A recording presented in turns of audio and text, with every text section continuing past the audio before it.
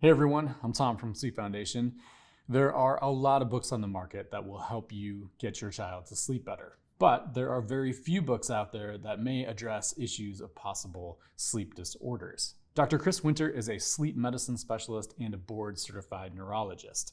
His new book, The Rested Child, debuted in August. In it, he tries to shine a light on the prevalence of sleep disorders among children and the signs and symptoms that parents should be looking for. We recently sat down with Dr. Winter to chat about his new book and to talk about why he sees his role as partnering with parents to help their child sleep better.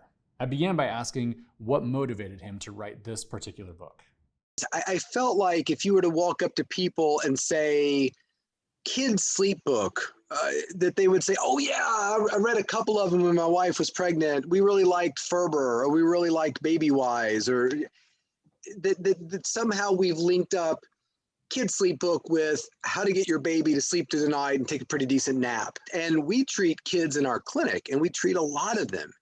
And identifying that your child has a sleep problem and getting the treatment for it can be remarkably impactful to a kid who thinks that they're not good in school, who's taking medications unnecessarily for a mood disorder that may or may not really exist. They're just have something wrong with their sleep. So I got really excited to write the book because I felt like there wasn't anything really out there giving that parent or that teacher or that healthcare professional the support to deal with that person. One of the wonderful things about this time period is we're arriving at a place where sleep is something that people like to talk about. It's this awesome intersection of mysticism and true science and a relatively new science that we're finding out about.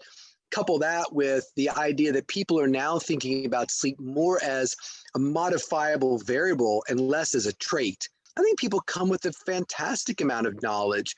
I think that with that knowledge, sometimes when it's not explained properly or laid out in full, it's a little blurb in a magazine or a quick snippet on a news program, some of the messages can kind of get muddled. We just kind of want to do the same things for parents. I think parents know a lot, and they definitely know a lot about their child, more than I will ever know. So we're just trying to come together in this little sleep summit to try to, you tell me a little bit more about your kid and let's make it more personal to them. And I'm going to maybe correct a few little things you might have misunderstood from the science, or and we'll together we're going to make your kid sleep the best he's ever slept. One of the things you mentioned in your book was that diagnoses of sleep problems are on the rise. I was wondering, do you think that's a result of an increase in diagnoses or an actual increase in problems? And if it's the latter, what do you think that is attributed to? I think to your point, there are more sleep disturbances in kids, and they're growing. Even if you just look at breathing disturbances and sleep apnea, which tends to go along with weight. So as populations tend to be heavier, experience more issues with obesity, sure, they're going to have more trouble with things like diabetes, insulin resistance and whatnot, but they're also going to have a lot more issues with sleep. So I do think that between technology and children, kids' weight, other medications that they're on for other disorders that may be fantastically appropriate for those conditions, but do carry with them some sort of sleep side effects. I think there's probably more sleep problems now than there have been in the past. Problem is, as a medical doctor myself, I got a 1-hour lecture during the 4 years I was in medical school on sleep. And when you start looking at the most common complaints that people have when they go to see a doctor, one of them is fatigue and sleepiness. That's in the top 7. The other is I can't sleep. That's in the top 7 as well. So 2 of the top 7 complaints we have for our doctors, we're not getting trained on how to deal with. So when you go to see your pediatrician, there's a very good chance that he or she doesn't have any real understanding or expertise of the situation. So it's a real black hole for something that's incredibly common. But, to me, the quickest way to get these things taken care of is plant seeds in the mind of the parents. So it's okay for you to seek at least a little bit more information and understanding about the sleepwalking, the crazy teeth grinding, the unusual vocalizations and screaming that happen at night. Like, I don't know. There's just something about sleep that we just kind of the same mentor who told me 99% of sleep problems or parent sleep problems. He would always tell parents never watch your kids sleep. So what he meant by that was kids do crazy stuff at night, and if you watch it, you'll think every kid has got a problem.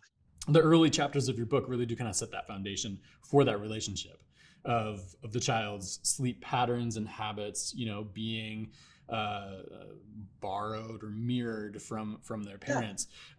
So yeah, let me just sort of stop there and ask you to respond to that one. No, I think that what we're getting at is probably going back to nature nurture, right? So the idea that are there genetics that influence sleep amount, sleep need, the way we deal with sleep when we don't get it? Absolutely.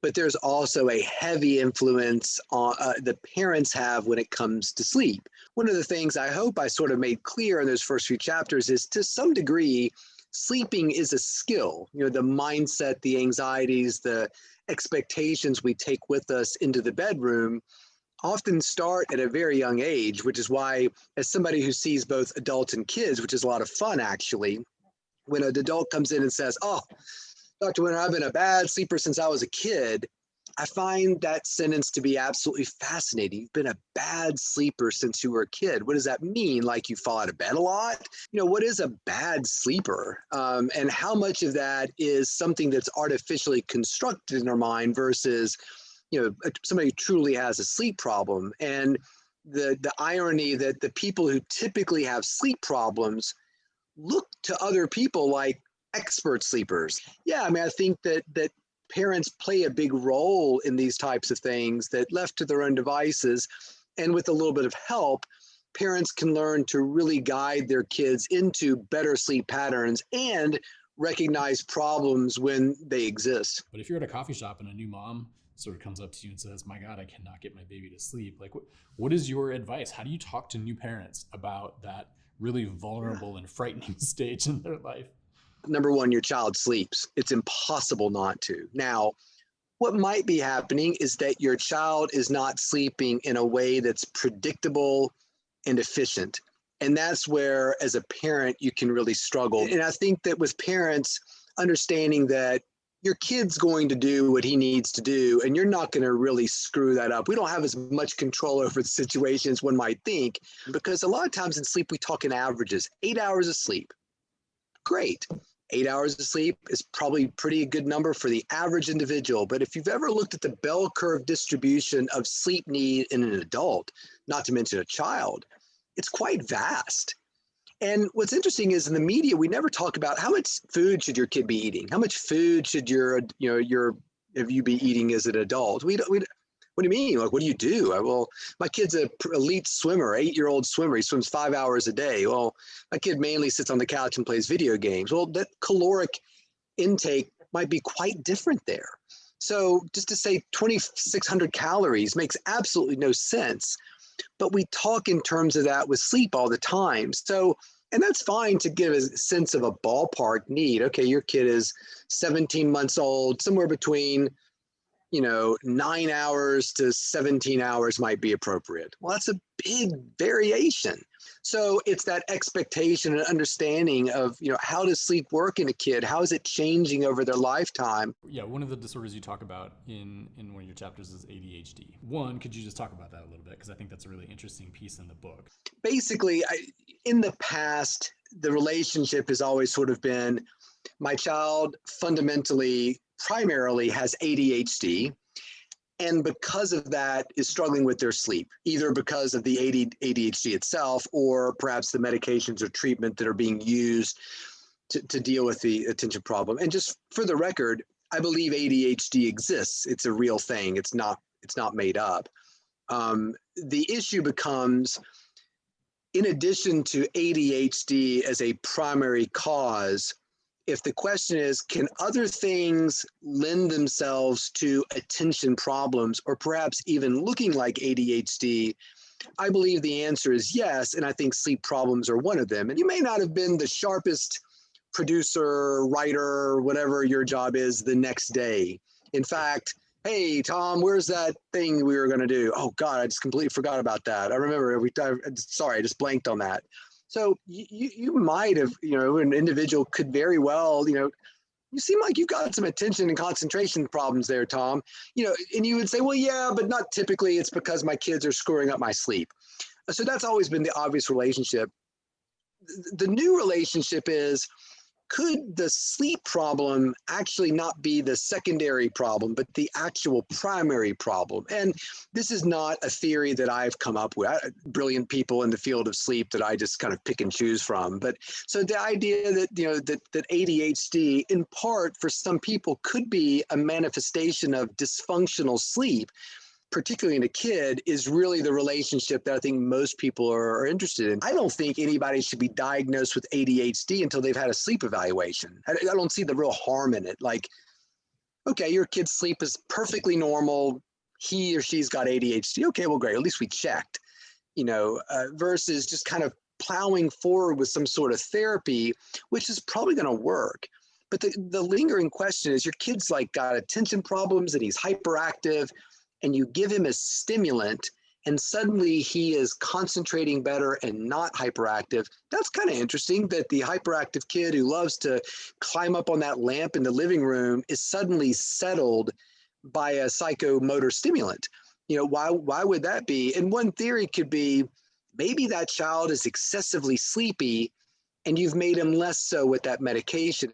Well, Chris, this has been a great conversation. I really appreciate your time. Just one last question to kind of wrap us up. Is there anything that I haven't asked that I should be asking? Is there a question or a thing lingering out here that I'm just sort of missing? I think back to when my first child was born.